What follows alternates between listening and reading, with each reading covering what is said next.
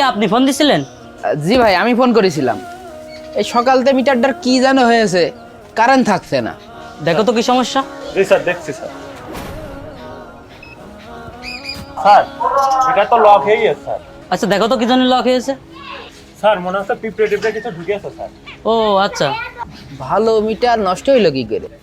আপনার মিটার তো পিঁপড়া ঢুকে লক হয়ে গিয়েছে। তা ভাই এটা হয়েছে, এখন কি করতে হবে? ওই বিদ্যুৎ অফিসে যে একটা দরখাস্ত দিয়ে আসেন, আর আমাদের 1000 টাকা দিলে আপনার মিটারটা ঠিক করে দিচ্ছি। ভাই আমি তো ওই সামান্য রাজমিস্ত্রির কাজ করি আর এই বাড়ি ভাড়া থাকি। তা আমি 2000 টাকা দেবো কন্তে। সকালবেলা 1000 টাকার কারেন্ট পুড়িয়েছি, তার দেখি যে পরে দেখি যে 700 টাকা এর ভিতরে ঢুকেছে। তার কিছুক্ষণ পরে দেখি যে মিটার হয়ে গেছে, এই যে কিমি করলেন সেটা হয়ে গেছে।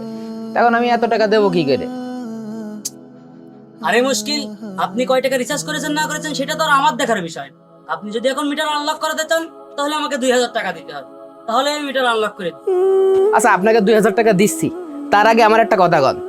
কথাটা হচ্ছে যে আমি যে 1000 টাকা পুড়লাম, পুরার পরে 300 টাকা কোন জায়গায় গেল?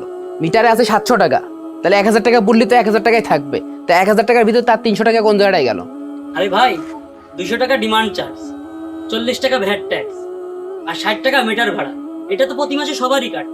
যখন মিটার লাগাইলেন তখনই তো আপনারা কয়ে গেলেন যে এই মিটারে বলে কোনো টাকা দেওয়া লাগবে না, কোনো চার্জ দেওয়া লাগবে না। তাহলে এখন কিসের টাকা কাটছেন? আজ 3 বছর ধরে এই মিটারে টাকা পুড়িয়েই যাচ্ছে, টাকা কেটেই যাচ্ছে। তা কবে এই টাকা শোধ হবে? আরে ভাই, অত কথা তো আমার কাছে বলে লাভ নেই, এ কথা আপনি বিদ্যুৎ অফিসে বলেন। এখন আপনি মিটার আনলক করাতে হলে আমাদের বলেন, তা না হলে আমরা চলে যাই। আচ্ছা এদিকে আসেন, শোনেন। দাঁড়ান। এই খাম্বাটা তো দেখতে পাচ্ছেন? হ্যাঁ, খামার দেখতে পাচ্ছি। আজ 3 বছর এই খাম্বাটা আমাকে জমির উপরে রয়েছে। তো যদি 500 টাকা করেও যদি হয়, 5 বারং 60 দিয়ে গুণ দিলে 30,000 টাকা হচ্ছে। তো এই যে 30,000 টাকা এই জমির ভাড়াটা দেবে কিনা? পিলারের সাথে মিটারের সম্পর্ক কি? পিলারের সাথে মিটারের কি সম্পর্ক বুঝছেন না? আমার জমিতে আপনি পিলার পুজো থুয়েছেন, আমার দিচ্ছেন না 1 টাকাও।